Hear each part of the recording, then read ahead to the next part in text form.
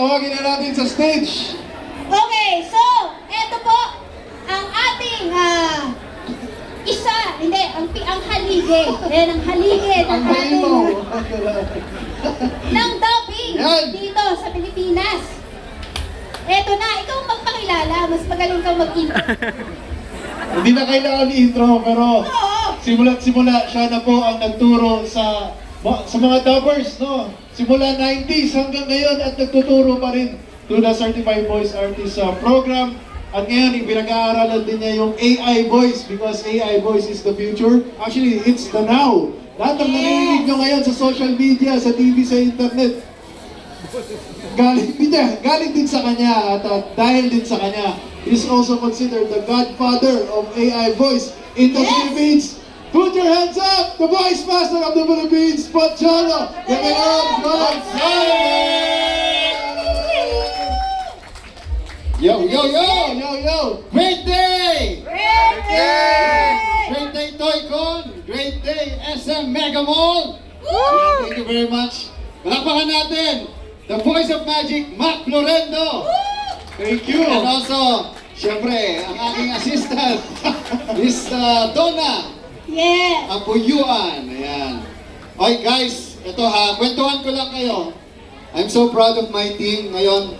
Just to tell you honestly, 80% ng mga dubbers, voice talent, even broadcasters sa Pilipinas, galing creative voices. Hindi nila may tatanggihan dahil lahat yan may resibo. At ang totoo, we are now on the look of the future dubbers ng mga anime under Aniwan Philippines! Yeah! Tapos na ang mga old school dubbing, yung mga sing-song pattern, bawal na yan ngayon. Bawal. Hindi na pwede yung mga bata, ganun, bawal na yan. Ngayon, ang mga magagaling ay mga bago. At kung sino man ang gusto maging dubber, ito na yung pagkakataon nyo. Dahil next year, lahat ng bagong dubber, bibigyan namin ng pagkakataon na mag-dub under Aniwan Philippines! Yes!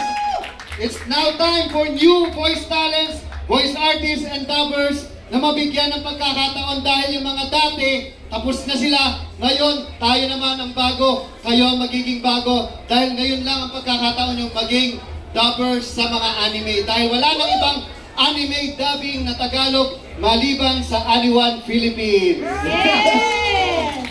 Anyway, kung hindi nyo ako nakikilala, okay lang yon. Dahil hindi ko rin kayo kilala. Kaya quits lang.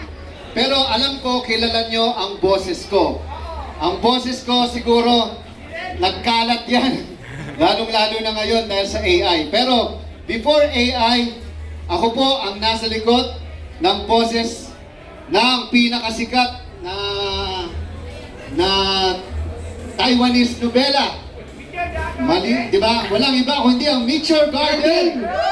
Yan ako ang assistant director ni Danny Mandia, which is my mentor, who passed away last year. Siyempre, itong Creative Voices ay apo ni Mr. Danny Ledesma Mandia. Siya ang godfather of Filipino dubbing. So, we dedicate this event, especially yung aming grupo under Creative Voices. Alam niyo ba, ang Creative Voices, bago mamatay si Sir Danny Mandia, ay dedicated a dubbing room for him. Ang pangalan, Danny Mandia Dubbing Booth. So imagine niyo, buhay pa si Danny Mandia, binigyan ko na siya ng parangal. At meron din siya award, the most outstanding and the father of modern dubbing sa Pilipinas. Siya lang naman ang dubbing director ng mga kauna-unahang mga dubbing pa, no? Yung mga Voltes 5, Voltron, name it. Julio at Julia, di ba? Sedi, Remy. Oo, ako yung, doon ako unang nag-dub sa Remy, ako yung boses ni Ricardo. That was in 1997-96.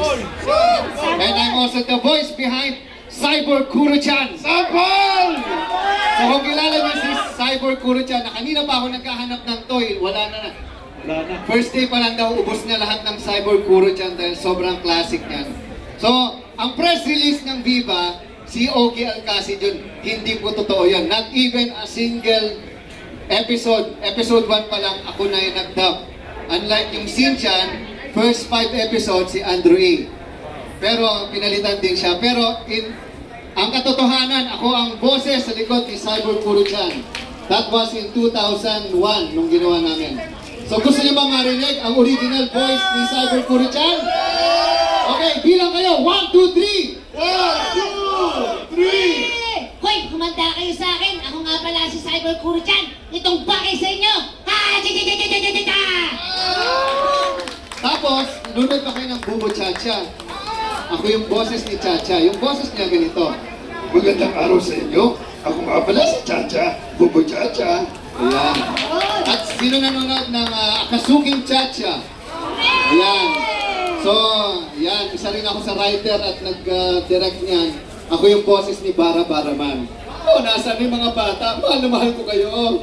Diba? Yung mga ganon. And, syempre, mga dinirect ko, Boko Ragaita. Sino nanonood ng Boko Ragaita? Konosuba, sino nanonood? Nice! Yan, ako ang dubbing director. And I used to be part of Hero TV, the original dubbing director for Hero TV, Cinema One, TAG, ABS-CBN, name it. And now, syempre, for 30 years, kami pa rin ang relevant, significant, at relatable na mga dubbers kasi the rest, paso na, tapos na silang lahat. Pero ito, mga bago, kami ang nasa likod ng The Amazing Digital Circus, Murder Drones, ano pa, Gaslight District, and yung, Morphle, ano pa, BP, sinanunod niyan. And now, syempre, ang pinakasikat ngayon na anime, walang iba kung hindi ang Gachi Akuta at Kaiju number 8. Hulaan nyo sino ko sa Kaiju. Hulaan nyo. Wala, grabe. Diyos ko. Grabe, matanda. Actually, lagi ako matanda.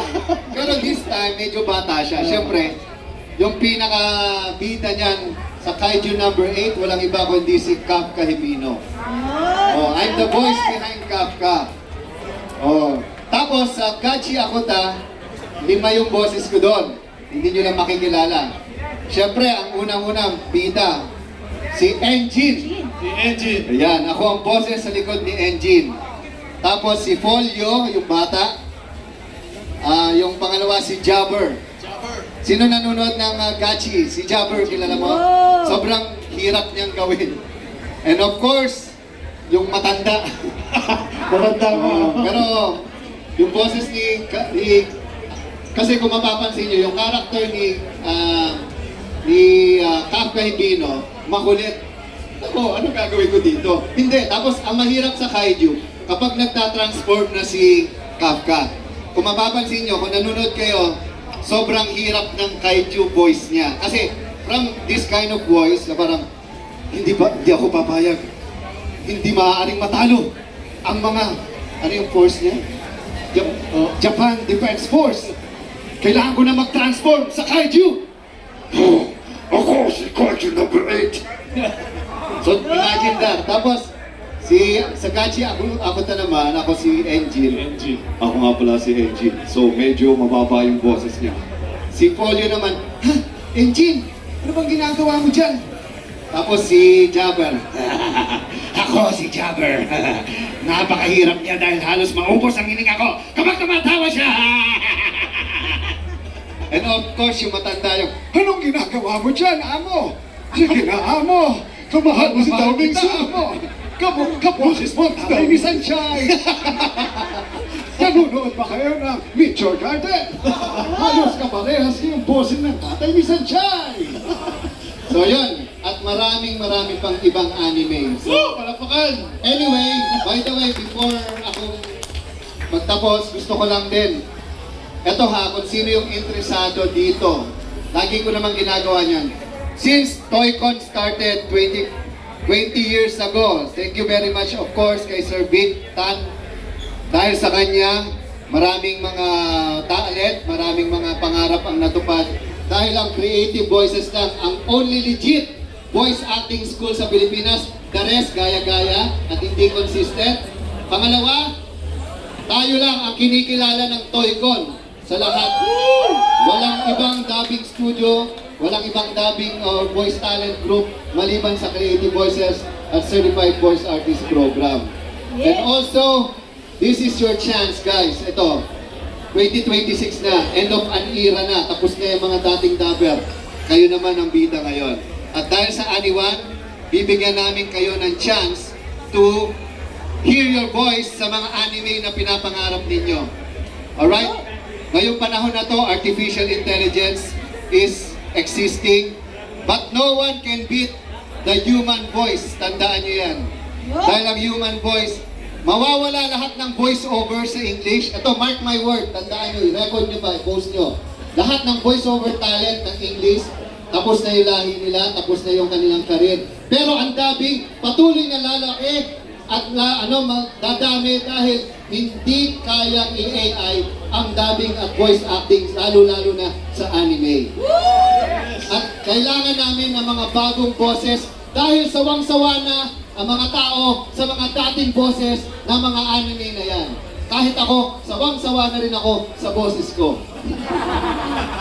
Pero I'm just creating, number one, ine-elevate ko yung standard ng voice acting sa Pilipinas dahil ako lang ang nakagawa sa buong Pilipinas na itaas ang standard ng voice acting. Kahit yung mga narinig nyo sa Netflix, sa Amazon, 80% na mga yan galing sa Creative Voices. So ngayon, ito na yung chance ninyo, magpakitang gilas na kayo mamaya. Dahil lahat ng mga makikitaan namin ng potential, bibigyan ko ng worth 25,000 pesos na voice acting scholarship sa Certified Voice Artist Program. At may chance din kayong marinig, katulad nila, marinig yung boses ninyo sa anime next year. Especially, ito na, I would like to announce and also call my partner, my best friend, since Hero Days. Ito na, kami na yung magkakasama. Sino nanonood ng Hero TV? Ito yung mga classic na people. Ito yung boss ko sa Hero TV. Even the Aniwan Philippines na nasa Hong Kong ngayon, si Mr. Ruel Ferrer, siya ngayon ang head doon sa Aniwan. I would like to announce also na nakikipagsabayan ang announcement sa amin. Ayan. So, without further ado, I would like to request, siyempre, Giancarlo Dandrito. Siya ay nandito. Ayan, I would like to, ay palakpakan natin, the head of Aniwan Philippines. Hello, Ayan. good afternoon guys. Taas na yung energy ni Choi. So, maraming salamat sa Toycon for inviting us here. Good afternoon. Ayan, so, Sir Carlo, ano yung announcement natin na next year? Yung mga tatagalugin, idadab natin na anime next year. Ano ba yung mga yon? Well, mabangan nyo lang, marami tayong mga, dahil nga binupush ng Aniwan Philippines, siyempre na magkaroon ng Tagalog dubbing. So, tuloy-tuloy pa rin natin ang Tagalog dubbing sa Pilipinas. So, yan. So, yung mga tinatawag natin S-grade titles, yan, ng Aniwan. Yan ang mga titles na i-dub natin. And, of course, so yan, di ba? Nakikita natin yan sa Aniwan Philippines. So, unang-una, siyempre, mag-subscribe kayo sa Aniwan Philippines, guys. Dahil nakasubscribe sa Aniwan Philippines, may chance kayo na pwede tayo magbigay mamaya ng giveaways sa mga nakasubscribe sa Aniwan. So yan, di ba? O, sample lang si Kuya. Nabigyan na siya ng ating giveaway. So yan. So, may mga titles tayo. Abangan nyo yung mga titles natin ng mga i-dub for next year. Tagalog dub. At kung meron din kayong mga gustong i-request na ipa-dub na ng mga titles, pwede natin yan. Siyempre, open lagi ang Aniwan Philippines. Mag-message na kayo. Mag-post na kayo ng mga titles na gusto nyong i-request for dubbing for next year. Ayan, Sir Carlo, ano yung pinakamalaking anime title natin next year na? Of course, we are also looking for new dubbers and anime voice talents. Ano ba yung title na yun? Well, isa sa pinakasikat na anime title na nag-number 1 din sa Netflix for 2024. Alam niyo na yan, syempre yung Solo Leveling. Season 1 and Season 2. So naghahanap kami, sino kaya ang magiging Sang Jin-woo ng Pilipinas? Diba? Alam natin sa Japan, sobrang sikat yung character na yan. Yung dubber, diba? So yan. So, yun yung gagawin ngayon. Yun ang project at assignment ng Creative Voices para ilapat yung boses para sa Philippines kung sino yung magiging representative na magiging boses ng Pilipinas para kay Sung Jin-woo. Yan, malay mo, ikaw na yon na nanonood dyan. Kasi don't underestimate the power of your dream. Ako, dreamer lang din ako nung ako'y bago maging voice talent at dubber. Little that I know na ako magiging voice master ng Pilipinas. Kahit i-google nyo, who's the best Filipino voice talent, Google na yung magsasagot. Pero ito ang gusto ko. Meron pa tayo ibang title, Sir Carlo. Ano yung iba pa nating title na aabangan nila? Ito guys, meron pa tayong bagong title na abangan ninyo. Ngayon, dinadub ngayon actually isa sa mga titles na dinadub ng Creative Voices right now. Hindi pa siya lumalabas. Ang title niya is Sentenced to be a Hero. So it's a light novel. So yan, isa sa mga pinakasikat na light novel ngayon sa Japan. Sobrang kinuha ng media link yan for Southeast Asia. And of course, gusto natin marinig yan dito sa Pilipinas na nakadub. Nakadub na siya for us. Nailapat niya ng Creative Voices. At abangan nyo yan, lalabas yan. Actually, this month, in December, sa Southeast Asia, lumalabas na siya sa iba't ibang parte ng Aniwan, sa iba't ibang parte ng Southeast Asia, sa Taiwan, Indonesia, Japan, Hong Kong. Nag-release na sila ng advanced screening ng Sentenced to be a Hero. And then yung Tagalog dub doon ay ginagawa na rin. So abangan nyo yan. Sentenced to be a Hero.